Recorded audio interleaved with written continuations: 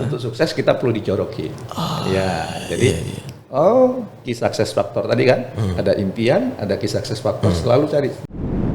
Kalau bisa kita ingin mengejar sesuatu bukan karena sakit hati, bukan karena dihina, karena itu melelahkan. Penderitaan itu bukan untuk diturunkan. Cukup Bapak yang melakukan, yang merasakan, jangan kita. Akhirnya dibilang, Pak, didiklah anakmu sesuai zamannya. Gimana sih nasib seseorang itu kok bisa beda-beda? Nasib seseorang itu dipengaruhi oleh karakter. Halo Sobat Vini, selamat datang di acara Vipod, Vinilon Podcast. Narasumber kita kali ini inspiratif banget. Beliau ini lahir di perkampungan yang jauh dari perkotaan. Dan bukan hanya itu, beliau juga terlahir dari keluarga yang memang serba tidak berkecukupan. Menariknya adalah saat ini beliau ini bisnisnya di mana-mana. Yang menjadi pertanyaannya adalah lantas proses seperti apa yang telah dilalui sehingga beliau ini bisa mencapai pada puncaknya hingga saat ini. Dan tentu kita harus belajar dari beliau ini. Dan sebelum saya panggil sambut beliau ini, tentu saya juga karena bermain tentang bisnis, saya nggak paham terhadap hal itu, maka di sini juga akan ada yang memang mensupport saya untuk menggali-gali beliau ini yang memang sama suksesnya. Beliau adalah Bu Olin ini. Halo Bu Olin. Halo. Bu, siap Bu? Siap. Oke, dan kita langsung saja kita sambut dengan Pak Jamil. Halo Pak Jamil. Halo Mas Rina. Boleh. Oke, siap Pak. Sebelum mulai Bu Olin kita sedikit isengin dulu Pak Jamil ya. Dengan beberapa pertanyaan yang Bapak kayaknya harus jawab cepat. Siap. Inspirator atau pebisnis? Inspirator. Inspirator. Kenapa inspirator Pak? Karena itu panggilan jiwa saya.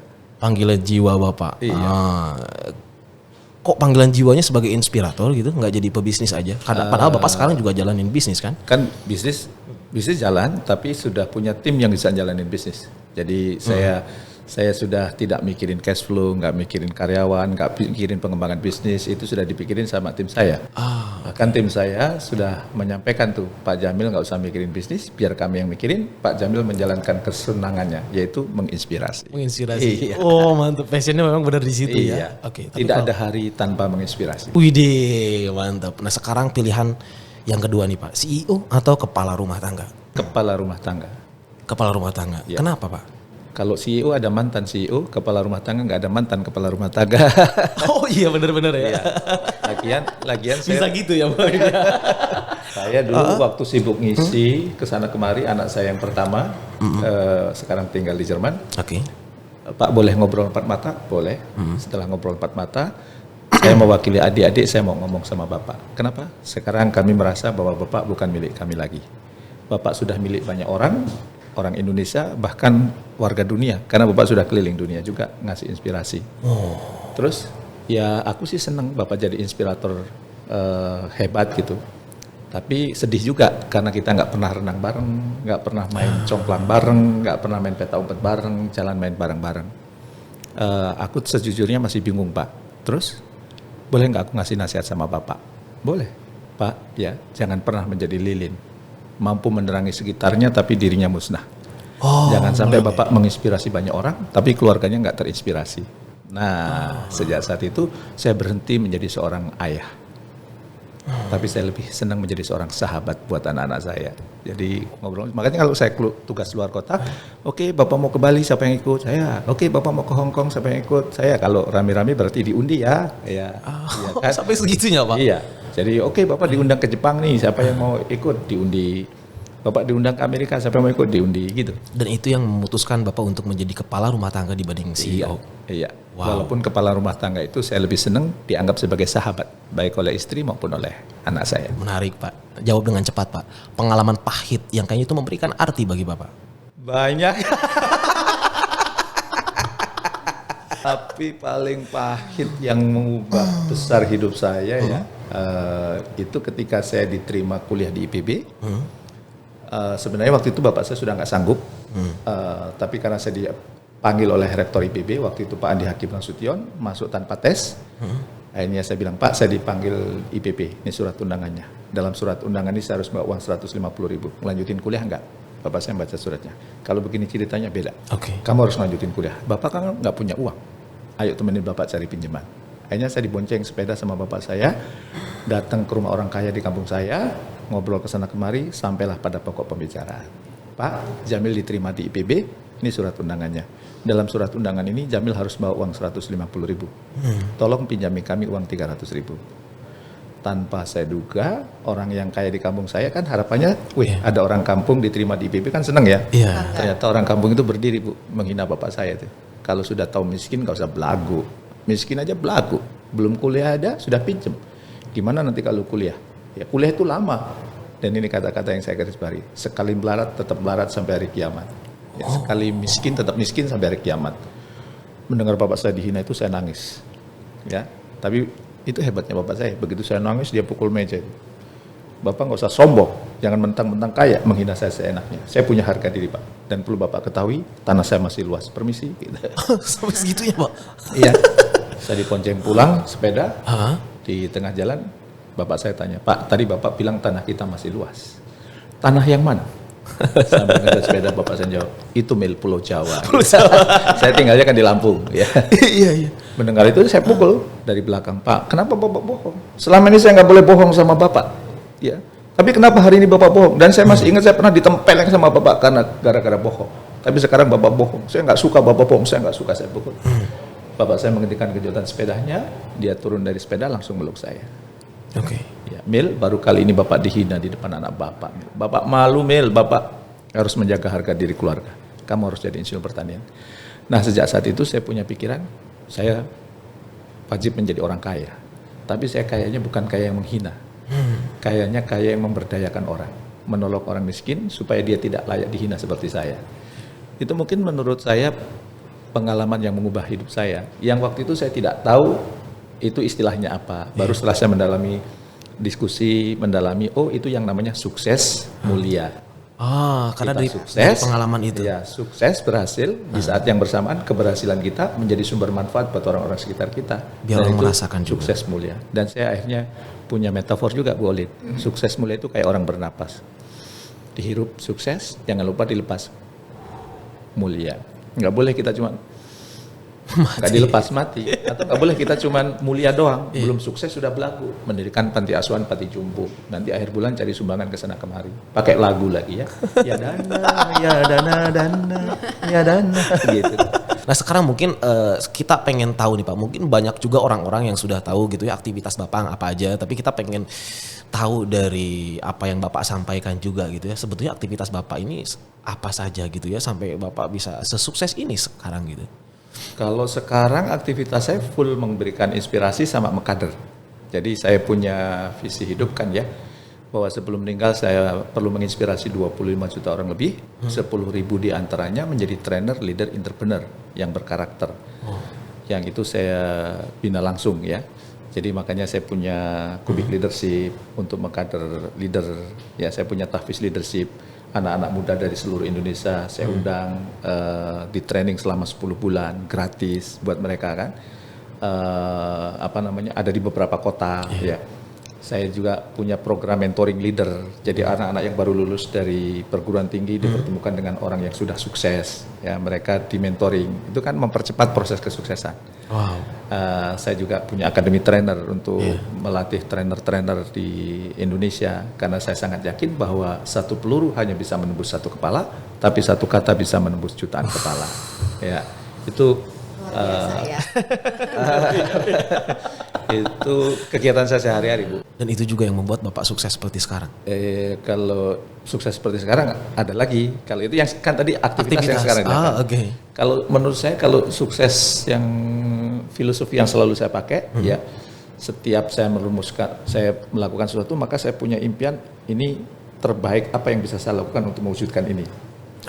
Setelah ada impiannya itu untuk mewujudkan itu, kemudian saya cari kisah sukses faktornya. Kira-kira kalau mau jadi ini, kunci suksesnya apa ya?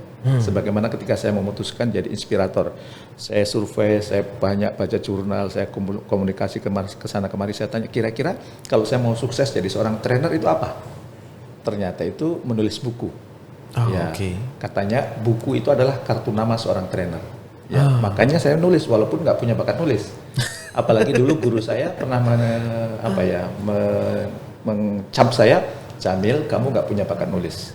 Sebab kalau kamu nulis depannya selalu pada suatu hari. Ya. Ditulis cerpen itu waktu sekolah, Pak. Tapi ketika kemudian, oh ini kisah sukses faktornya, maka kemudian saya tulis tuh, ya. Waktu itu yang punya Kupi kan bertiga, saya, Pak Indrawan Nugroho, sama Farid Ponima. Yuk kita nulis buku, karena ini kartu nama seorang trainer. Dan kalau lembaga kita ingin maju, oke ya kita ketemu minggu depan, masing-masing bawa 10 halaman. Sudah kerangkanya sudah disepakati. Begitu minggu depan datang, nggak ada yang ngetik 10 halaman, nggak ada yang bawa. Loh kamu nggak bawa, nggak. Sibuk banget gitu kan, sibuk bisnis, sibuk macam-macam. Oke, berarti minggu depan kita ketemu lagi, masing-masing bawa 20 halaman. Sudah nulis bukunya. Oke, minggu depan datang lagi, nggak ada yang nulis lagi. Akhirnya, gimana nih caranya supaya kita nulis? Kita ini nggak punya integritas, janji nulis tapi nggak nulis gitu ya. Akhirnya, sudah sekarang booking Maaf agak deket ini. Nah, sekarang kita booking hotel. Sama kita kirim undangan ke HRD berbagai perusahaan. Kita kirim tuh 300 undangan HRD, judulnya launching buku 28 Oktober 2005 pas Sumpah Pemuda. Hotelnya sudah di booking, undangan sudah disebar, buku belum ditulis. tapi ke-trigger di situ ya. Nah, tapi kemudian ini kalau kemudian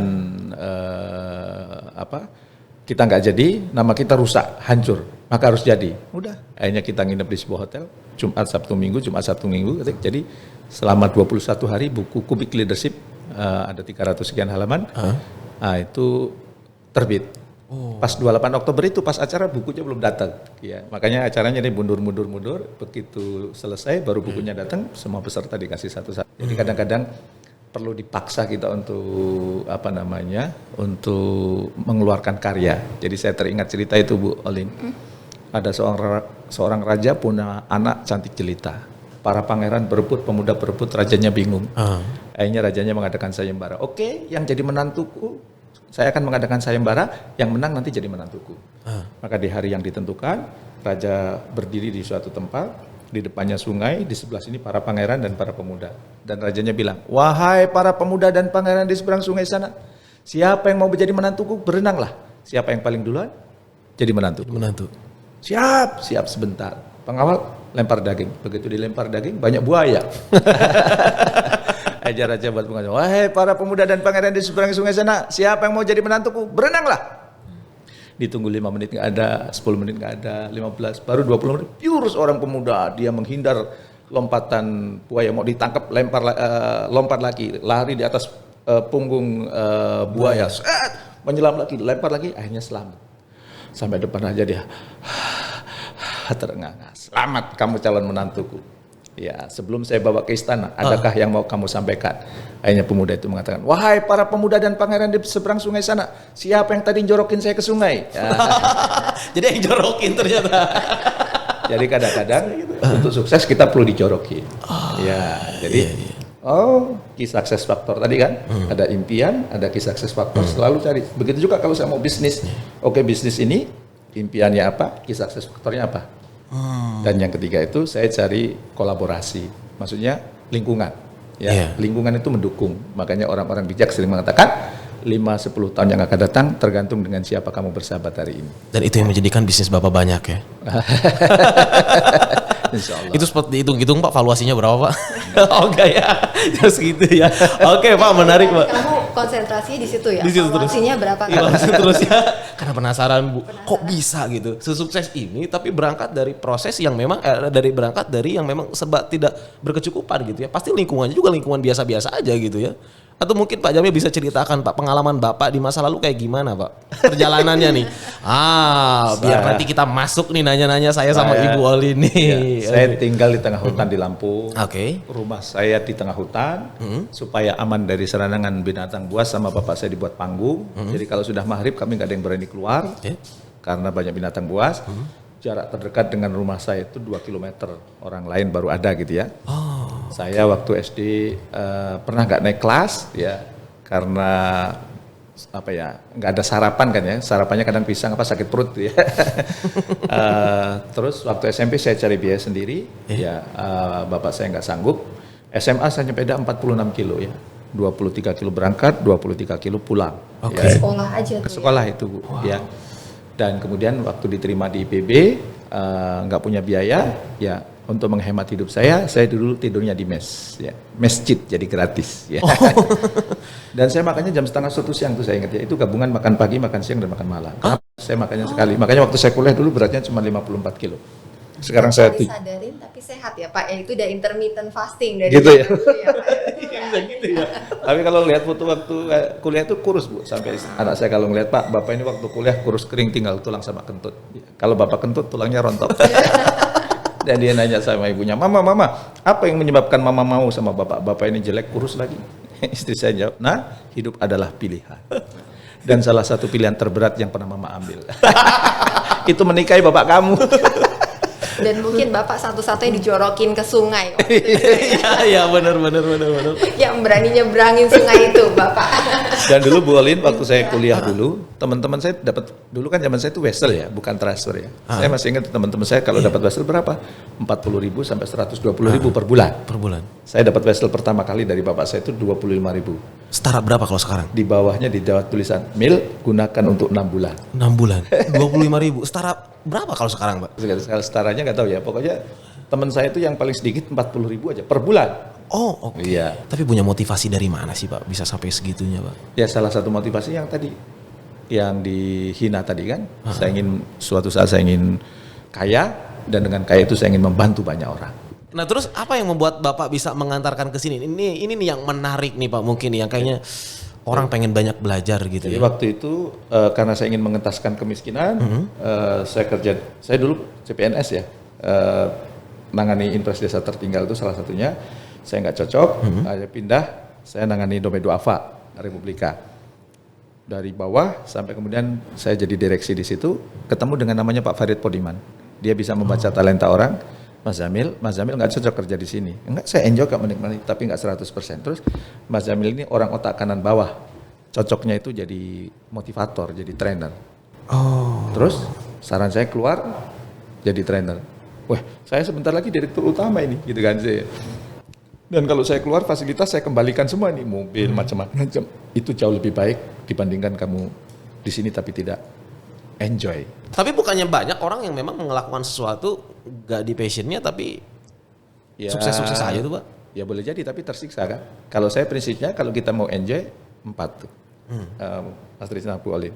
Lakukan sesuatu yang kita cintai, kita kuasai, dibutuhkan masyarakat dan dibayar. Jadi kalau kita melakukan sesuatu yang kita cintai, sudah gitu kita berusaha untuk menguasai dan itu memang dibutuhkan masyarakat, dibayar lagi. Itu pekerjaan yang paling nikmat. Nah, ada satu titik nggak Pak di mana tadi Bapak bicara kalau oh ya dulu kan saya udah sampai dikit lagi nih jadi direktur utama. Mungkin dengan mentalnya Bapak, dengan daya juangnya Bapak, mungkin kalau Bapak nerusin kemungkinan Bapak jauh lebih daripada yang sekarang Bapak lakuin. Pernah nggak kepikir gitu Pak? enggak. Justru kalau saya meneruskan, ya tetap mungkin di atas rata-rata ya, tapi tidak senikmat sekarang. Kalau sekarang saya merasakan nikmat yang luar biasa, tidurnya nyenyak, happy-nya luar biasa, ya kan? Menjalani hidup menurut saya penuh makna gitu ya. Nggak punya hutang, ya. Walaupun perusahaan saya nggak punya hutang perusahaannya. Bisa dekat sama anak-anak itu luar biasa. Apalagi kalau melihat orang yang kita bimbing, orang yang kita asuh berhasil sukses, yang dulunya miskin tiba-tiba bisa beli rumah, bisa menyekolahkan anak di sekolah terbaik, itu kebahagiaan yang susah ditanding. Muncul di situ ya? Muncul. Jadi kalau misalnya ya ada seorang anak yang saya tahu dihina, dibully, dicaci maki gitu, saya bilang sama orang tuanya, boleh nggak saya bawa ke rumah? Ngapain? Saya tidak suka kalau dia itu dihina, nggak pantas dia dihina. Dia itu manusia kok dihina gitu. Akhirnya sudah. Nah, saya nggak kuat bayar, siapa yang minta bayaran? Saya nggak minta bayaran, izinkan aja. Nah, dibawa, dididik, dilatih. Sekarang jadi pengusaha, ya. Oh itu happy-nya luar biasa. Dan itu kayaknya susah dibeli. Mungkin kalau saya boleh tanya Pak, tadi kan Bapak ada bicara sedikit kalau waktu saat yang mungkin Bapak benar-benar jadi turning point Bapak ya, yang dimana Bapak tuh kayak dihina sampai habis-habisan, itu yang benar-benar tekad besar, saya harus lulus gitu kan. Nah, tapi di situ kan saya lihat sebenarnya banyak Bapak itu berkali-kali tanpa Bapak sadar itu Bapak selalu menganggap ayah itu punya peranan penting, inspirator, maksudnya yang menginspirasi Bapak gitu kan. Agak menarik nih Pak, saya ingin tahu kira-kira dari Bapak itu ngelihat sosok ayah dan ibu tuh seperti apa Pak? Jadi bapak saya itu menurut saya storyteller yang luar biasa. Oh. Jadi sebelum tidur selalu punya kebiasaan. Kaulan itu kakak saya, Jamil itu saya, Sidi sini. Memang kita miskin harta saat ini, tapi jangan pernah miskin cita-cita. Oh itu saya Oh berarti harus punya cita-cita, berarti harus punya impian tadi itu. Oke. Ya, akhirnya kalau saya beli buku tulis nama depan saya tulis nama saya Jamil, cita-cita insinyur pertanian. Ya, dan itu kenapa saya ingin jadi insinyur pertanian? Karena saya hidup di dekat perkebunan karet. Orang yang sangat dihormati, orang yang sangat dimuliakan di situ adalah administrator kebun. Dan semua administrator kebun yang pernah ada itu insinyur pertanian. Jadi saya ingin jadi insinyur pertanian. Maka ketika SD suruh bacain cita-citanya, saya maju. Nama saya Jamil, cita-cita saya insinyur pertanian. Wah, teman sekelas saya ketawa. Anaknya orang miskin mau jadi insinyur pertanian. Enggak mungkin lah, Mil gitu ya. Bahkan guru saya manggil, Jamil, iya Bu. Ya, kalau punya cita-cita jangan tinggi-tinggi. Itu bagi pungut merindukan bulan. Oh, sampai guru Bapak seperti itu? Iya. Akhirnya pas istirahat saya bilang, saya mau jadi insinyur pertanian. Enggak mungkin lah, Mil. Yang bilang enggak mungkin, saya tonjok. Dan begitu saya tonjok, dia ngumpulin temennya, saya mau dikeroyok, saya lari. Pas saya lari dilempar bambu kena kepala saya sini. Ini kalau digundul, pitak ini. Ini saya sebut pitak insinyur pertanian. Di perban masih keluar darah Bu, perban keluar darah. Akhirnya diantar pulang dan itu peran bapak saya lagi. Saya ceritakan kejadiannya, bapak saya hanya meluk saya dan mengatakan, Mil, kamu jadi insinyur pertanian atau tidak, mereka tidak peduli. Buktikan kepada orang-orang yang menghina kamu bahwa kamu bisa menjadi insinyur pertanian. Buktikan, Mil. Dia cuma peluk. Darahnya di bajunya cuek aja. Iya. Dan saya sering mendapat pelukan-pelukan yang luar biasa dari bapak saya. Termasuk waktu saya tinggal di tengah hutan kan, makan harus nanam sendiri, nanam jagung. Jadi makannya tidak nasi dulu. Ya. Iya. Sekarang jagung ya dicampur nasi kan. Pas nanam jagung itu bapak sambil cerita, ya sambil ngobrol gitu. Saya bilang, Pak, kan bapak saya nyangkul, saya masukin jagung, saya tutup tanah gitu kan. Iya. Saya bilang, Pak, ya kasihan jagungnya ditutup tanah. Mungkin masih kecil kan nggak ngerti logikanya. Kan kasihan ini Pak, bapak saya, Mil, kalau nggak ditutup tanah dimakan burung, dimakan ayam, nanti nggak tumbuh. Ya tapi kasihan jagungnya ditutup tanah. Mil, itu kayak hidup kita sekarang, berat. Seperti jagung ditutup tanah. Tutup tanah. Tapi kalau nggak ditutup tanah mati. Dan nanti karena ditutup tanah dia akan tumbuh. Kamu bisa tumbuh. Dan kalau supaya tumbuh, jangan lupa disiram. Siram air. Kalau jagung disiram air. Kalau kita sebagai manusia disiram ilmu. Jadi kamu harus terus belajar ya. Terus sekolah supaya ilmu kamu banyak dan kamu tumbuh. Terus supaya subur, perlu dipupuk. Iya. Nah kita keluarga miskin, nggak bisa beli pupuk tuh mahal. Akhirnya kita pakai pupuk kandang. Pupuk kandang itu bau, nggak enak. Tapi tetap harus dipupuk supaya subur. Apa pupuk kandang buat tanam itu pupuk kandang, kalau buat hidup kita itu apa Mil? Nggak tahu Pak. Itu kadang-kadang hinaan, celaan dari orang. Jadi kalau kamu dihina orang, dicela orang, anggap saja itu pupuk kandang. Nah, makanya waktu SMP saya suka diludahi teman saya bilang pupuk kandang supaya subur, pupuk kandang supaya tumbuh gitu. Tapi tanpa disadari lingkungan Bapak juga membuat Bapak seperti ini. Kalau saya tuh pernah dapat pernah baca buku dari ini Anthony Robbins Bu, Pak. Jadi Anthony Robbins tuh bilang seperti ini. Orang itu tergerak karena dia ingin menikmati dan menghindari kesengsaraan, mencari kenikmatan dan menghindari kesengsaraan. Yeah. Bapak di sini ingin mendapatkan kenikmatan dengan cara Bapak diiming-iming oleh orang tua Bapak gitu ya. Dan Bapak menghindari kesengsaraan karena banyak orang-orang yang memang mencerca Bapak, membuli Bapak, sehingga Bapak ada motivasi tuh untuk melakukan hal itu. Berarti keduanya memang balance ya.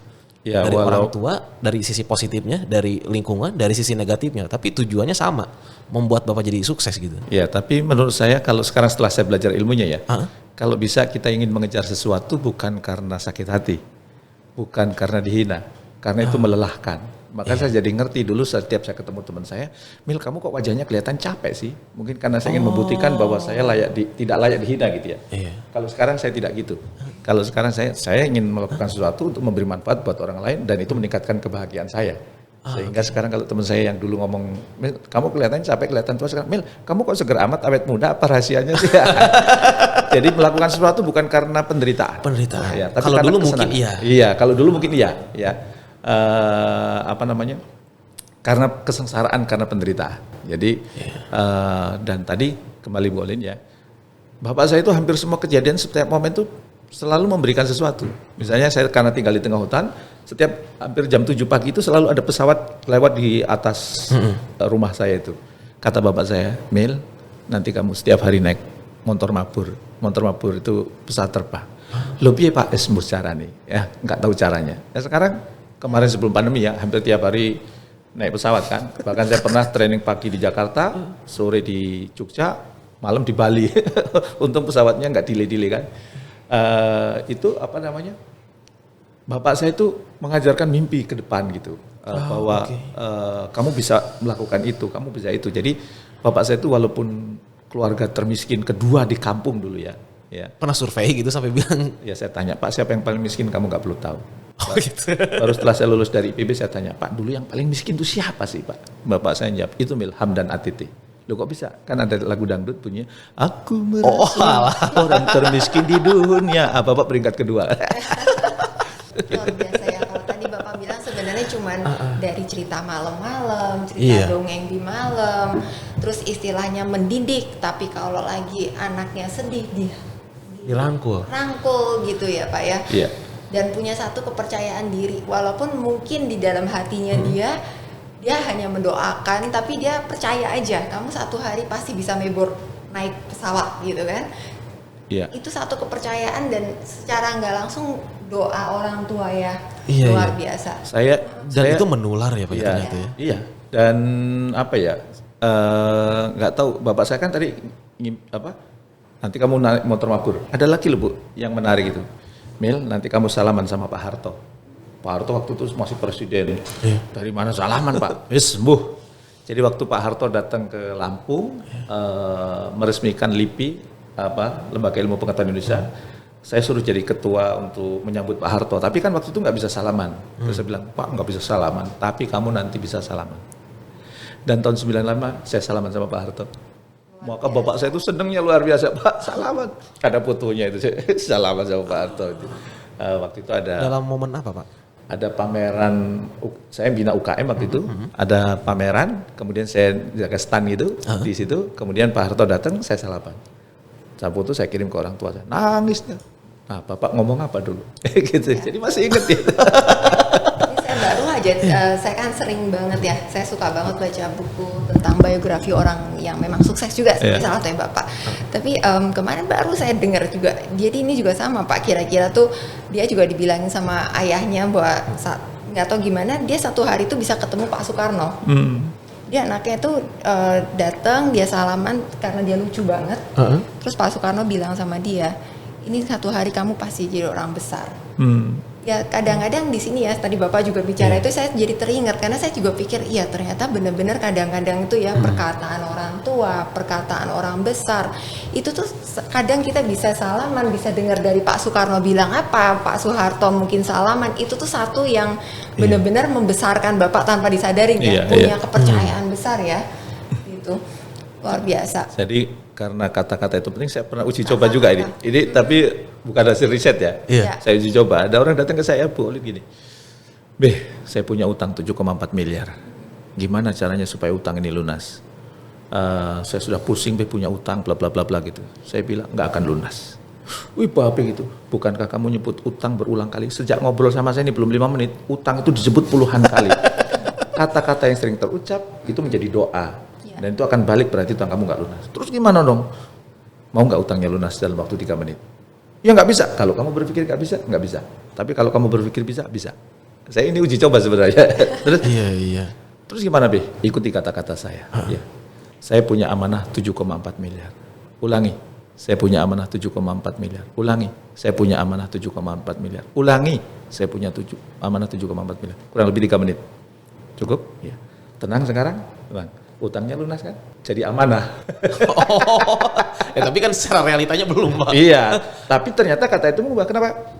Nggak, tapi pada akhirnya langsung Nah, kan saya ngomong itu bulan Agustus. Ya, bulan Desember dia datang di tahun yang sama. Thank you, Kenapa? Amanah saya lunas. dalam waktu Desember, kan Agustus, September, Oktober, November, 5 bulan, 7,4 miliar. Terus saya tanya, gimana itu ceritanya? Saya sebenarnya kan uji coba juga. Setelah saya ketemu Babe, bahwa itu amanah, sebelum tidur saya ngomong saya punya amanah 7,4 miliar. Bangun tidur, saya ngomong saya punya amanah 7,4 miliar. Terus apa yang terjadi? Saya tanda pede. Tadinya waktu saya ngomong utang, itu saya nggak pede. Ketemu orang takut, ketemu orang mau keluar takut, ketemu debt collector, mau ini takut. Pokoknya yang muncul itu rasa takut. Begitu saya amanah, saya percaya diri. Saya ketemu orang nggak minder, mau negosiasi project nggak minder gitu. Saya pede. Dan kepada orang yang saya punya hutang, saya datangin. Tolong jangan kejar-kejar saya, supaya saya bisa konsentrasi. Insya Allah amanah itu saya tunaikan, amanah itu saya bayar gitu. Dan akhirnya karena saya sering kesana kemari dapat proyek yang nilainya besar, maka 7,4 itu lunas sekarang. Lunas.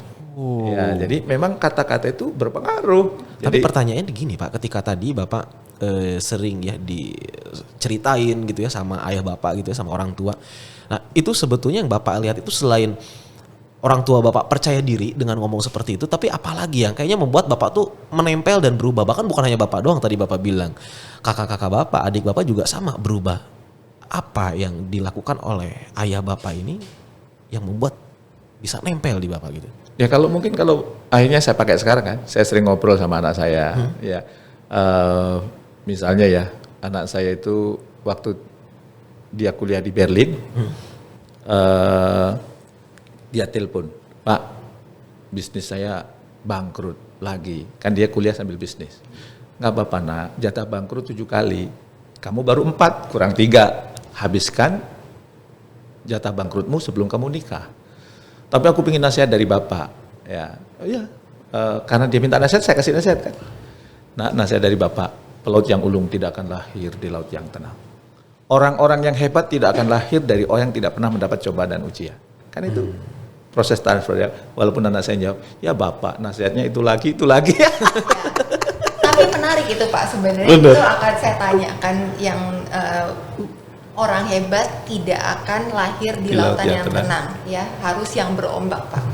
Tapi ini kan mungkin kalau sebagai anak Bapak yang denger ini, dia sudah melihat kisahnya sukses Bapak diludahin, dari mulai diludahin sampai istilahnya mau bayar uang sekolah juga masih dihina.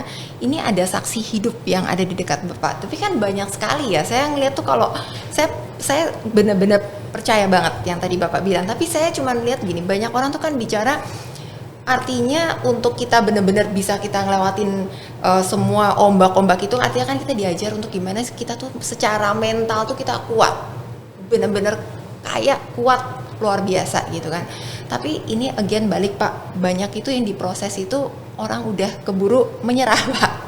Nggak semua yang bisa seperti Bapak tuh sampai di akhir finish dan Bapak bisa bicara, oh iya ini pelajaran hidup loh. Memang saya betul-betul memahamin bahwa karena saya tuh ada lautan ombak ini, akhirnya saya kuat di bagian sini. Saya punya jiwa seperti ini. Saya bisa tidak sakit hati kalau orang seperti ini gitu kan Pak. Tapi bagaimana nih Pak buat pesan-pesan kalau untuk orang-orang yang memang setengah jalan dia sudah keburu nggak bisa, atau mungkin di lingkungan yang ayahnya bilang kamu tuh lagi ngimpi apa sih gitu, atau mungkin di lingkungan kamu tuh nggak usah terlalu banyak yang aneh-aneh deh, udah kerja aja, nyawah aja atau apa gitu. Nah bagaimana nih Pak? Ya, Bu Olin, anak saya pernah saya bawa ke tengah hutan di tempat saya lah dibesarkan. Ya. Ini dulu Bapak tinggal di sini. Kalau mau sekolah sana, pokoknya penderitaannya saya ceritakan. Apa jawaban anak saya? Pak, penderitaan itu bukan untuk diturunkan. Cukup Bapak yang melakukan, yang merasakan, jangan kita. Akhirnya dibilang, Pak, didiklah anakmu sesuai zamannya. Ya udah, saya juga mendidik anak saya sesuai zamannya. Kalau saya dulu susah itu karena memang keadaan. Sekarang kalau saya kepada anak saya kasih tantangan, ya. Yang itu tantangannya ya sesuai dengan kelasnya masing-masing ya. Misal gimana Pak? Saya suruh nanganin bisnis, atau untuk belajar berorganisasi, Bapak bisa dijual, kamu buat acara, Bapak yang isi. Anak saya kemudian berbagi tugas, ada yang bagian promosi, ada yang bagian ini, walaupun anak saya juga protes, Pak, kita ini bukan karyawan Bapak, kita itu anak Bapak, ini latihan. Jadi latihan ya dilakukan. Termasuk tadi ngelanjutin cerita yang di Berlin itu kan saya bilang sebelum dia berangkat kuliah ke Berlin, Bapak tidak peduli IPK kamu berapa, Bapak hanya tanya berapa teman kamu. Ya. Nah, terus jadi proses pendampingannya terus dijalankan. Kalau saya Bu ya sebagai orang tua itu, dan termasuk tadi waktu anak saya bilang, ya Bapak nasihatnya itu lagi. Kan itu sebagai orang tua perlu cepat gimana supaya nasihatnya itu masuk ke anak yang seusia itu ya. Kan gitu ya. Akhirnya saya bilang gini, nak kamu di Berlin suka naik sepeda enggak? Ya enggak terlalu sering sih, tapi kamu tahu kan naik sepeda, iya. Kalau kamu naik sepeda, sepedanya enggak digenjot, tapi sepedanya tetap jalan, itu artinya apa nak? Itu berarti di turunan Pak, oke. Kalau kamu naik sepeda harus digenjot supaya jalan, itu apa nak? Itu ditanjakan, apa pelajarannya nak? Enggak tahu Pak, berarti kalau hidup kamu serba mudah, jangan-jangan sedang menurun. Tapi kalau kamu mengalami kesusahan, harus mengeluarkan energi, jangan-jangan itu sedang menuju puncak kesuksesan. Nah, jadi kadang-kadang kita perlu mendidik anak kita sesuai juga dengan zamannya. Termasuk menurut saya Bu Olin ada banyak orang tua yang sekarang durhaka sama anak. Ya, saya suka menggunakan metafor gini Mas Rizal. Penghuni hutan melakukan konferensi, mereka mendiskusikan kira-kira keahlian apa yang perlu dimiliki penghuni hutan. Oh, hutan sering kebakaran nih, berarti harus bisa terbang biar selamat. Oh, hutan sering banjir, berarti harus bisa renang. Wih, hutan ini liar, berarti penghuni hutan harus bisa lari sambil lompat. Ya, akhirnya dia sepakati diadakan training, terbang, berenang, lari sambil melompat. Ya. Hari pertama enjoy, hari kedua berantem, hari ketiga trainingnya dibubarkan. Kenapa? Gajah dipaksa terbang. Sampai kiamat nggak bisa. Nah, banyak orang tua sekarang sudah tahu, atau mungkin dia nggak tahu, potensi anaknya itu gajah, tapi suruh terbang, dianya stres, anaknya stres. Maka PR pertama sih buat orang tua, kalau yang nonton ini ada orang tua, maka tahu dulu potensi anakmu apa, kembangkan sesuai dengan potensinya. Tapi kalau kita sebagai anak, ingat hidup itu ada 3 lingkaran. Lingkaran pertama sesuatu yang itu bisa kita kontrol, bisa kita pengaruhi. Misalnya pekerjaan kita, ya, aktivitas kita. Ada lingkaran yang kedua tuh, tidak bisa kontrol tapi bisa kita pengaruhi, yaitu oke, saya tidak bisa ngontrol sikap bapak saya kepada saya, tapi saya bisa pengaruhi, ngobrol, ya. Ada lingkaran yang ketiga, kita tidak bisa kontrol, kita tidak bisa pengaruhi. Dan ini tiap lingkaran beda responnya. Kalau kita sebagai anak, oh ini di lingkaran yang di luar, aku nggak bisa kontrol, nggak bisa pengaruhi. Maka di situ aku acceptance dan adaptasi. Oh ini di lingkaran yang kedua nih, aku nggak bisa kontrol, tapi aku bisa pengaruhi. Berarti ini kita influence. Oh ini di lingkaran yang pertama ini, bisa kontrol, pengaruhi, berarti action. Nah kira-kira gitu. Jadi kalau saya bilang sama anak saya, oke, kalau kamu dapat masalah, kalau kamu punya masalah, coba di lingkaran mana itu? Oh ini kebijakan pemerintah. Nah itu kan di luar kendali kita, di luar kontrol kita, pengaruh, maka acceptance. Ya, atau adaptasi. Iya. Oke, ini di lingkaran apa? Ini di lingkaran aku nggak bisa kontrol tapi aku bisa pengaruhi. Misalnya apa? Keputusan bapak. Oke, berarti apa? Ya kamu pengaruh, ya aku pengaruhi, ya gitu. Misalnya kan kita kalau akhir tahun, awal tahun suka liburan bareng. Saya bilang oke ya kita ke Bali. Kan itu dia nggak bisa ngontrol pilihan saya, tapi bisa pengaruhi. Pak, kita kan ke Bali udah sering. Sekali-kali dong Pak ke gunung, misalnya kemana? Oke. Bisa banget pindah kita, karena kita memang saya belajar dari bapak saya. Kalau bapak saya dulu nggak formal, tapi kalau saya formalkan. Awal tahun, akhir tahun keluarga ngumpul, masing-masing membuat rencana hidup dan kemudian dipresentasikan di anggota keluarga. Jadi saya presentasi, istri saya presentasi, anak saya presentasi. Ini setahun yang akan aku lakukan gitu. Jadi istilahnya membuat proposal hidup. Itu tahu yang masing-masing mau ngapain gitu ya. Sehingga kita mendukungnya biasa. Mendukungnya jadi lebih enak, Bu. Bisa diimplementasikan ya, Bu. Tahunan. Iya. Dan itu presentasi. Iya. Tapi kalau saya ngelihat di sini, seolah-olah saya tuh ngelihat di sini Bapak tuh punya segudang solusi ya, Bu Olin ya. Setiap masalah tuh Bapak tuh selalu dapat solusinya. Oh, diginiin nih gitu ya. Saya jadi penasaran sebetulnya apa yang Bapak takutin kalau Bapak udah tahu segalanya seperti ini, Pak? Yang saya takutkan adalah apa yang saya lakukan ini ternyata tidak disukai oleh Tuhan saya. Jadi merasa baik ternyata oleh Tuhan tidak dianggap baik. Misalnya ya, itu hal yang paling saya takutkan. Maka kalau saya melakukan sesuatu selalu saya punya 3 alasan. Kenapa saya memilih inspirasi? Alasan yang pertama itu alasan rasional. Oh saya milih inspirator ya bayarannya besar ya kan misalnya ya. Terus Kebetulan itu passion saya juga. Iya. Ya. Yang kedua ada emotional, alasan emosional. Jadi emotional why. Misalnya saya ingin berkontribusi Indonesia, saya ingin mengajarkan kepada putra-putri saya bahwa bapaknya itu hidupnya tidak tentang aku, tapi tentang kita. Saya berhasil, kamu berhasil, saya sukses, mulia, kamu sukses, mulia. Iya. Jadi hidupnya kita sebagai bangsa Indonesia sama-sama sukses. Gitu. Itu rational why, emotional way, kemudian spiritual why. Apakah Tuhan saya itu menyintai nggak apa yang saya lakukan ini? Kalau enggak, ya sudah enggak. Jadi tiga-tiganya itu selaras. Dan kalau itu selaras, kayaknya asik boleh. Jadi secara manfaat aku tahu dapat manfaatnya, secara legacy ada legacy yang aku tinggalkan, dan Tuhan yang Maha Kuasa itu menyintai apa yang kita lakukan. Pernah nggak ada di dalam keluarga Bapak itu yang secara, mungkin tadi kalau bicara apa yang saya lakukan itu sesuai dengan ini nggak? Ya maksudnya yang di atas gitu ya. Apakah Bapak berarti menganggap istri kah atau anak itu boleh mengkritik, mungkin boleh sebagai ada yang istilahnya apa ya, magerin Bapak supaya nggak lewat, nggak keluar dari tadi yang Bapak bicara. Ada nggak Pak? Ada satu sosok ini nggak Pak? Kita sebenarnya setiap 2 bulan sekali kumpul boleh. Kumpul keluarga besar, kan terpencar-pencar sekarang ya. Ada yang di Jakarta, ada yang di Jepang, ada yang di Jerman, ada yang di Bandung gitu. Setiap 2 bulan sekali, kenapa? Pas ulang tahun anggota keluarga. Jadi kebetulan ada yang ulang tahun Januari, ada yang pulang Maret, ya, ada yang Juli, ada yang Agustus. Ya. Jadi ini Oktober sebentar lagi ada ulang tahun. Kumpul, itu saling kepada yang ulang tahun masing-masing memberikan feedback. Oh, selama setahun ini kamu punya kelebihan ini, tapi ini yang perlu diperbaiki. Terus gantian yang lain ngomong begitu, semuanya ngomong gitu, dan nanti yang terakhir yang ulang tahun baru memberikan respon terhadap semua itu. Oke, kadang sih responnya Menarik ya. biasanya responnya thank you, untuk yang ini aku menjelaskan ini, yang ini dan insya Allah dari masukan itu akan aku perbaiki lagi. Gitu. Jadi ada media yang 2 bulan sekali kita kumpul. Ya, kalau yang tinggal di Jabodetabek atau Bandung kadang tidak ngumpul, tapi yang Jerman yang sekarang tinggal di Jerman sama Jepang online. Nah, itu menurut saya media untuk menjaga juga, ya. Dan kebetulan kami menyusun kalau perusahaan kan punya corporate value. Saya punya family value. Gimana family Pak? value itu adalah nilai-nilai yang dipegang oleh keluarga. Yang itu semua keluarga perlu berpegang pada itu. Ya, value-nya disingkat ACI. A-nya itu agama. Jadi apapun yang kita lakukan tidak boleh bertentangan dengan agama yang kita anut ya. Ya, nipu orang kan nggak boleh, menyakiti tetangga kan nggak boleh ya. Jelek-jelekin orang nggak boleh. Itu berarti bertentangan. Yang C-nya itu customer focus.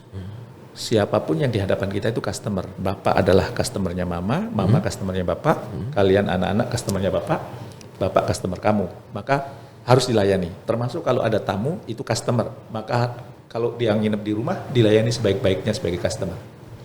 Kemudian I-nya itu integritas. Semua yang tinggal di rumah ini apa yang diucapkan dilakukan. Dan yang dilakukan selaras antara isi hati, ucapan dan tindakan. Jadi dari kecil udah diajarin ya, ada rapat tahunan, rapat 3 bulan, bulanan. ya, untuk review, untuk recheck gitu kan. Terus ternyata ada bagaimana kita men-serve customer ya. Wah luar biasa loh Pak, Bapak inspirator tapi ternyata bisnismen Bapak kuat banget nih. Dan diimplementasikan keluarga lagi ya. Saya mungkin bisnisnya sejak SMP saya udah bisnis bukan. Pagi itu masuk kebun karet, ngambil latte, kita sudah buku, kan selesai sekitar jam 7 pagi. Masuk kebun itu setengah 6 pagi. Jam 7 saya pergi ke pasar tuh beli makanan, terus saya jualan di sekolah. Saya dekat sekolah SD itu jualan. Begitu juga waktu kuliah di IPB saya dulu jualan. Sudah bisnis sejak kuliah gitu. Jadi mungkin darah bisnisnya tetap ada di situ. Pak, ada satu nih Pak, saya agak menarik waktu saya dengar Bapak punya podcast satu. Kerang rebus dan kerang mutiara. Ini kadang saya bingung ya, dulu tuh kalau kita ngepikir, wah buku zaman dulu tuh kan dikit sekali ya, apalagi zaman saya aja dikit sekali, apalagi zaman orang tua kita lagi ya. Apalagi Bapak di luar, Iya. di perkampungan ya Bu. Di hutan gitu. Kenapa ya kok bisa Bapak tuh, bapaknya Bapak gitu, ayah bisa sampai kepikir tentang kerang rebus dan kerang mutiara. Yang bertanya ke saya ini Bu Olin orang kedua. Ada orang yang memang ahli urusan leadership, pengembangan diri. Saya nggak yakin dengan cerita Pak Jamil, ya, sehingga punya kualitas Bapak seperti itu sampai bisa cerita kerang rebus, kerang mutiara, mengajarkan tentang filosofi kehidupan. Kalau Pak Jamil itu orang biasa nggak mungkin. Saya bilang memang bapak saya dulu. Dalam Pak ini soalnya dalam Iya. banget. Saya bilang memang bapak saya dulu waktu di Jawa itu lurah, kepala desa. Ya, karena sering berbeda pendapat dengan camat, lari ke Lampung. Sehingga bakat-bakat leadershipnya itu mungkin sudah ada. Dan cerita-cerita yang dia ceritakan kepada saya itu cerita waktu bapak saya masih jadi lurah, punya banyak cerita dia. Nah, kemudian ditelurkan, termasuk itu tadi bapak saya memanfaatkan kesempatan baik ketika dibonceng sepeda. Kalau cerita kerang rebus kerang mutiara kan saya sedang mau makan itu. Jadi saya mau makan, kan kalau makan tuh kadang-kadang nyari lauk sendiri. Di depan saya itu ada sungai, saya mancing kan. Begitu saya mancing, setelah lagi mancing, ini udah bawa nasi tapi belum ada lauk nih. Nanti kalau dapat ikan langsung dibakar situ, langsung dimakan sama nasi. Enak nggak? Enak kalau sekali-kali. Kalau tiap hari bosan juga. Tapi kata bapak saya, makan ikan biar pinter. Ya, itu. Nah, Mil mancing, ya. Sambil mancing bapak mau cerita boleh? Boleh Pak. Nah cerita itu. Kerang rebus kerang mutiara itu. Itu cerita itu mendarah daging banget itu ya. Dan saya baru tahu juga setelah kesini-sini kan ternyata banyak juga cerita. Saya juga nggak tahu dapatnya dari mana. Saya juga nggak tanya ke bapak saya dapatnya dari mana. Tapi cerita itu membekas banget bahwa kerang itu kalau nyari makan buka tutup. Saya masih ingat bapak saya buka tutup jabun, buka tutup ya. Tiba-tiba masuk pasir ke dalam tubuhnya. Dalam bahasa manusia dia mengeluh, "Bunda, sakit Bunda. Ada pasir masuk ke dalam tubuhku Bunda, sakit Bunda." Ya. Terus ibunya jawab, "Sabar Nak, kita tidak diberikan alat untuk menahan rasa sakit itu. Bila perlu kau berikan kebaikan kepada pasir yang telah menyakitimu itu." Akhirnya kerang yang masih muda itu menuruti perintah ibunya dengan cara apa? Dia keluarkan air mata kan? Air matanya digunakan untuk membungkus pasirnya. Lama-lama dibungkus dengan pasir, rasa sakitnya hilang.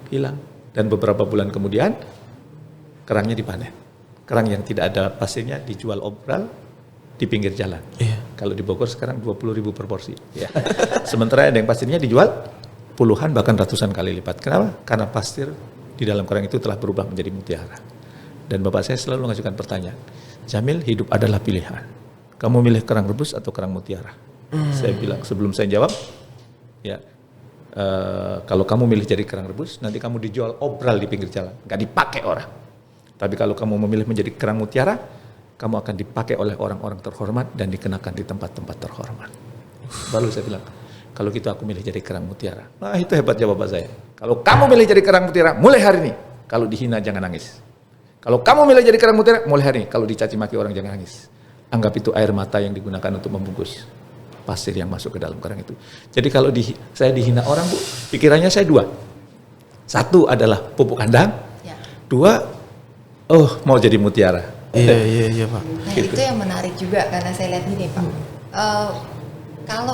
Kalau saya lihat Bapak itu kan Bapak berarti merasa bahwa segala kesusahan yang Bapak lewatin, semua sakitnya, air mata, perihnya, hinaan itu semua tuh sebenarnya Bapak selalu mengaminin karena orang tua tuh selalu bilang nggak apa-apa, ini kamu sedang lagi dipoles, kamu sedang lagi dipoles, lagi sedang dipoles. Tapi untuk anak sekarang ya Pak, kadang-kadang kita suka lihat ya, mungkin saya juga nggak sampai ada di posisi dimana sesukses Bapak gitu kan, perjalanannya melompat sampai segitu tinggi, tapi kadang-kadang kita suka ngelihat, oh iya ya anak sekarang ini di konsep kita aja kita bisa berpikir, oh kita kalau mau sukses kita tuh harus memang ngelewatin susah, harus hard work, harus belajar yang kayak gini. Tapi anak sekarang ini kadang-kadang kita suka mikir, dia susahnya apa ya, dia ngelewatin kepahitan apa ya, dia ngelewatin apa ya istilahnya semua perjalanan pahit apa ya. Di situ kadang-kadang kita suka kayak di belakang hati itu kita cuma mikir, apakah saya mempersiapkan dia untuk menjadi satu orang yang satu hari itu siap nih gitu. Sedangkan saya ini dipoles sampai kanan kiri dan dipersiapkan. Maksudnya kalau seperti Bapak tadi bicara ya gitu.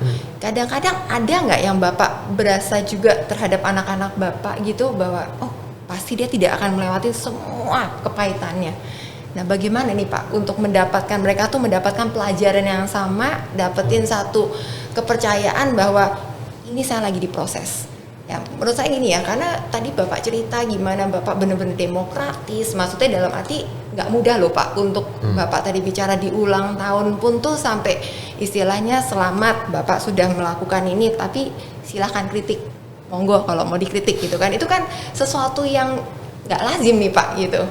Ya tapi Bapak lakukan itu kan berarti saya juga bisa lihat bahwa demokrasi itu juga udah ada nih di dalam keluarga Bapak kan.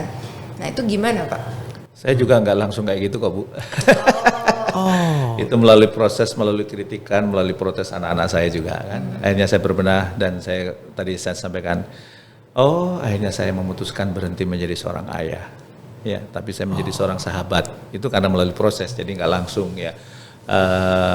Termasuk ketika anak saya ngomong, Bapak jangan seperti lilin dong. Itu saya awalnya nggak terima juga ya. Tapi proses kehidupan, karena saya kan kebetulan bersyukur karena menjadi trainer kan. Kalau menjadi trainer kan mengajarkan kebaikan ya. Maka harus menjadi teladan dong. Ketika ada kebaikan datang kepada kita, kalau ada nasihat datang ke kita, jangan kemudian nolak. Apalagi saya sering mengatakan salah satu ciri orang yang tidak tumbuh itu adalah denial, menolak nasihat, menolak saran. Kamu nggak usah nasihatin saya kerja di Finilon sebelum Finilon berdiri misalnya, yang punya tanah di sini. Atau saya lebih cerdas dari kamu, saya IPK-nya 4,0. Kamu 4,0 2 semester ganjil 2,0, semester genap 2,0 ya. Saya kan ngajarin orang begitu, sering dalam training saya sampaikan jangan denial kalau mau jadi. Masa ketika di rumah saya denial? Nanti anak saya bilang, Pak ingat family value kita integritas, ya kan? Saya juga pernah diomongin gitu, Pak family value kita integritas, jadi apa yang Bapak sampaikan tolong dijalanin. Kan itu. Jadi apa namanya? Bapak mengajarkan untuk semangat ya semangat dong, ya. Bapak mengajarkan untuk A ya dijalanin A gitu. Itu menurut saya punya support system yang mendukung ya, baik istri maupun anak ya, termasuk saudara, termasuk kader-kader saya kan, dia tahu apa impian saya dan mereka juga suka mengingatkan juga. Gitu. Jadi tidak langsung juga Bu, dan sampai sekarang pun saya masih berbenah ya. Kadang-kadang istri juga masih protes gitu ya, anak kadang juga masih protes gitu ya. Tapi menurut saya hidup itu berproses ya. Dan menurut saya kalau antara orang tua dan anak biasanya masalah utamanya komunikasi. Karena kan saya jadi tempat curhat anak-anak muda juga yang hubungan mereka dengan orang tuanya berjarak ya. Kadang-kadang diselesaikan dengan komunikasi, mereka mau kok dikasih tantangan. Jadi saya juga nggak mau anak saya susah. Tapi kemudian apa? Dikasih susah treatment era sekarang. Misalnya, oke, kamu mau berhasil dalam bisnis kamu, ya kamu lobby orang ini. Bapak temuin, Bapak petani, tidak. Itu hidup kamu. Bapak sudah kasih namanya, ya Bapak sudah membuka percakapan, sekarang kamu menghadap sendiri. Aku takut, bla bla bla. Latihan. Ya, nggak ditemenin. Walaupun kepada yang mau didatengin, anakku mau datang ya. Dites-tes boleh lah, gitu kan nggak apa-apa gitu. Bapak percaya nggak Pak, untuk orang bisa mencapai sebuah keberhasilan sama seperti Bapak gitu ya, tapi dengan cara yang berbeda, dengan treatment yang berbeda, tapi hasilnya bisa sama, bisa seperti itu Pak? Hasilnya sama persis nggak ya? Ya mirip-mirip lah. Mirip-mirip ya. Iya, karena saya aliran yang mengatakan bahwa setiap orang itu unik dan khas, maka tidak bisa dididik dengan satu jurus. Beda-beda. Saya punya anak 5, cara didiknya juga beda. Tapi kita perlu punya kerangkanya. Nah, kerangkanya saya merujuk pada Robert Cooper. Robert Cooper itu pernah melakukan riset. Gimana sih nasib seseorang itu kok bisa beda-beda? Nasib seseorang itu dipengaruhi oleh karakter. Karakter seseorang dipengaruhi oleh kebiasaan. Kebiasaan seseorang dipengaruhi oleh tindakan. Tindakan seseorang dipengaruhi oleh pikiran. Pikiran seseorang dipengaruhi perasaan. Maka kalau saya kemudian men-treatment siapapun, yang saya benahi pertama siapa? Apa? Perasaan. Karena perasaan mempengaruhi pikiran, pikiran mempengaruhi tindakan, tindakan mempengaruhi kebiasaan, kebiasaan mempengaruhi karakter, karakter mempengaruhi nasib. Maka kalau ada ngomong orang sedang gelisah, jangan kemudian dikasih nasihat. Orang gelisah nggak bisa terima nasihat, tenangkan dulu perasaannya. Nah, kerangkanya itu bagaimana menenangkan perasaan, tiap orang beda-beda. Ya kan? Ada yang gunakan jurus A. Untuk yang B nggak bisa menggunakan jurus A, harus jurus yang lain. Nah itu berarti masalah jam terbang kan, tapi kerangkanya sama. Jadi misalnya nih, ada yang tiba-tiba datang, Pak Jamil, saya mau menceraikan istri saya. Kan perasaannya lagi kacau. Kalau kita nasihat nggak mempan. Untuk orang itu saya bilang, kenapa? Istri saya itu banyak kelemahannya, bla bla bla bla bla. Saya bilang, kalau gitu tuliskan semua kejelekan istrimu. Kan dia merasa dirangkul. Tulis. Setengah halaman kok mau cerai. Kurang banyak, tulis lagi. Tulis. Sampai 1,5 halaman. Saya nggak mau lihat karena itu aib istrinya kan. Cuma boleh saya tahu apa salah satunya? Istri saya itu kalau tidur ngiler, ngorok. Oke. Sudah? Semua keburukannya sudah ditulis? Sudah. Yakin? Yakin. Oke. Berarti sudah diakomodir. Supaya perasaannya tenang, sekarang tuliskan semua kebaikan istrimu. Nah, perasaannya jadi positif tuh. Kebaikan istri saya gini. 2 halaman kurang. Ada lagi nggak? Kayaknya udah semua, Pak. Oke, saya ingin tanya sama kamu. Kalau kamu menikah dengan wanita lain, 2 halaman ini kebaikan istrimu, kamu dapatkan nggak dari wanita lain itu? Enggak, Pak. Kalau gitu kapan cerai? Ayo saya temenin. Enggak jadi, Pak, enggak jadi. Kan perasaannya sudah tenang, ya. Baru dimasukin pikirannya. Ya gitu. Nah, ada teori kan manusia itu memutuskan dengan perasaan dan dibenarkan oleh logika. Perasaannya berubah, logikanya ikut berubah tuh, ikutin perasaan. Ya, tapi banyak orang yang perasaannya keliru, Mas. Misalnya gini. Misalnya salah satunya. Allah ngapain kaya? Kalau nggak bahagia. Boleh nggak punya perasaan gitu?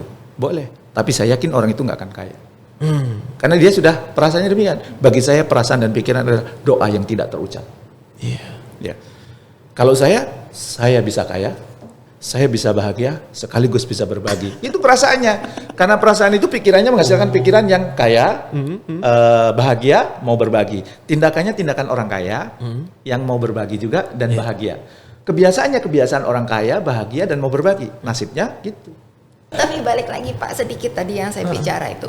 Bapak di keluarga sangat demokratis dan terus belajar gimana menjadi satu ayah, teman, sahabat, mentor gitu ya. Tapi bagaimana ya, kadang saya tuh masih berpikirnya tuh tadi yang Bapak bicara, Bapak tuh kan ngelewatin Bapak dibully, Bapak diludahin, Bapak secara kebutuhan tiap hari itu kan seperti manusia itu terutama adalah apa yang mereka makan gitu kan.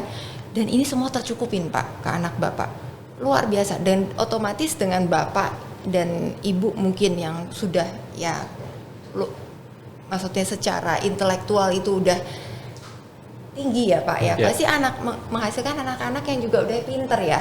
Jadi Bapak kan lihat dia sekolah nggak perlu susah-susah, dia makan nggak susah saya, dia nggak perlu kayak naik jalan kaki, naik sepeda 40 kilo buat cuman pergi satu berangkat, tinggal naik udah beres turun gitu kan. Bagaimana tuh Bapak menyingkapin? Karena ini benar-benar yang menjadi satu keingintahuan saya sih Pak sebenarnya. Gimana kita menyingkapin anak-anak ini nih, padahal kita tahu medan mereka di depan tidak sesulit yang dulu ya, tapi sulit Pak gitu, banyak ini ya kompetisi. Nah sedangkan pada waktu kita memolesnya ini nih, kita harus memolesnya mereka. Kalau dulu pasir, mungkin ini sekarang tuh bukan dipoles pasir Pak, mungkin memang istilahnya udah setengah kayak mutiara Pak gitu. Nah bagaimana tuh Pak mengajarkan itu tuh supaya mereka juga dapat daya juangnya ya, mentalnya itu loh Pak, mentalnya tuh mental yang sama persis kayak Bapak gitu, kayak jatuh gue nggak apa-apa, karena memang dari dulu saya di bawah gitu kan, nggak pernah takut gitu untuk jatuh. Yang paling gimana tuh Pak? Kan awal tahun mereka presentasi proposal hidup. Ketika presentasi kan kita komentari, targetnya cemen amat, naikin dong gitu ya. Misalnya anak saya nulis buku, anak saya yang pertama ingin nulis buku. Nah, masa cuma nulis? Targetnya bestseller dong. Ya, kira-kira bestseller laku berapa? Oh, segini-gini. Ya Allah, nah, bapakmu ini trainer nasional, masa targetnya rendah amat, ya kan? Naikin. Bapak ini sudah nggak naikin. Ya, anak saya yang kedua mau jadi pebisnis. Kamu mau jadi bisnis properti berapa nilai? Persentase 1 triliun. Nah, 1 triliun, nah, itu zaman bapak. Bisa ya. Kamu sekarang sudah ada bapak, teman-teman bapak banyak yang mau support kamu. Masa targetnya 1 triliun? Ya. Berapa tuh? 3. Kurang menantang. Gimana kalau 5? Oke Pak, yaudah. Gimana caranya? Ayo dipikirin gitu. Jadi karena dia bisnisnya properti kan? Iya, itu sebenarnya tadi ada pertanyaan yang saya agak relate ke sana Pak. Karena setiap kita tuh sudah di mana satu titik kita sudah merasa begini, otomatis sebagai orang tua tuh kadang-kadang ke anak selalu bicara, nak, kamu harus lebih bagus dari mama. Kamu, saya percaya pasti bisa lebih bagus dari mama dan papa, kayak gitu kan. Nah ini nih buat sebagian anak itu pada waktu dia ngelihat orang tuanya seperti apa, dia merasa dengan ditarget ini, walaupun kita sebetulnya berniat untuk bicara, nih loh saya punya kepercayaan seperti tadi ayahnya bapak, tapi kadang-kadang mungkin mereka bisa mikir, wah kalau artinya saya sama dengan orang tua, artinya saya tidak berbuat apa-apa ya, maksudnya nggak lebih baik gitu kok, ternyata di depannya saya hanya sama. Ini sebagai, maksud saya jadi seakan-akan anak itu sudah terbeban dulu gitu. Nah ini jadi agak gimana ya, kadang-kadang banyak hal itu yang kita ucapkan. Kalau tadi di pihak bapak, karena anak mungkin di kondisi anak-anak bapak itu tidak mengalami segala macam cobaan-cobaan yang di luar, akhirnya bapak mencoba nantang sendiri kan Pak. Ada tantangan, target seperti anak kita sekarang. Oh ya, saya tantang ya, kamu target harus begini, nilai kamu ke depannya harus begini gitu kan. Itu kan tantangan di dalam gitu. Ya tapi itu gimana ya Pak? Jadi agak-agak memang harus tarik ulur atau gimana tuh? Oh iya, kalau saya nggak mau maksa Bu. Oke, kira-kira kamu sanggupnya berapa? Oke, kalau dinaikin lagi bisa nggak? Ya. Dan saya memang karena Bapak nggak mau maksa, tapi tadi Bapak nge-challenge, itu mah kecetekan. Kan setelah itu, oke 5 triliun sanggup ya? Oke Pak, setelah saya itu sanggup. Itu keputusanmu ya? Ya, saya tetap nanya, itu keputusanmu ya, bukan keputusan Bapak. Oke, Bapak upaya untuk men-challenge aja ya. Dan selain itu Bu, saya belajar gimana sih supaya anak saya itu kalau dapat nasihat atau dapat nasihat dari saya, atau kalau memberikan masukan, ternyata anak saya itu punya hal pantangan. Pak, saya tidak suka dibanding-bandingkan. Jadi tolong Bapak jangan bandingin saya dengan Bapak, dan Bapak jangan bandingin saya dengan teman Bapak. Maka saya menghindari membandingkan. Kalau saya bandingkan, oke nak, kita sepakat ya di rumah ini kita selalu bertumbuh 1 hari 1%. James Clear di bukunya Atomic Habit, kalau kita mau tumbuh 1%. Kalau kamu bandingkan dirimu tahun ini dengan tahun lalu. Kira-kira tumbuh nggak tuh? Ya, kalau tumbuh oke, kita apresiasi. Tapi boleh untuk kita membandingkan dengan orang lain Pak? Saya enggak. Bapak enggak? Enggak. Karena dalam teori pengembangan diri, setiap orang punya potensi yang beda-beda, maka tidak boleh dibanding-bandingin. Dan anak generasi Y sekarang, Alpha, salah satu surveinya mengatakan anak itu tidak suka dibanding-bandingkan. Makanya saya sudah punya banyak kasus punya banyak contoh kasus orang tua yang sering membanding-bandingkan anak, biasanya anaknya bandel. Dia nggak suka dibanding-bandingin. Ya, dibandingin orang tuanya nggak suka. Dulu Bapak ranking 1, ya itu kan Bapak bukan, itu kan bisa kan?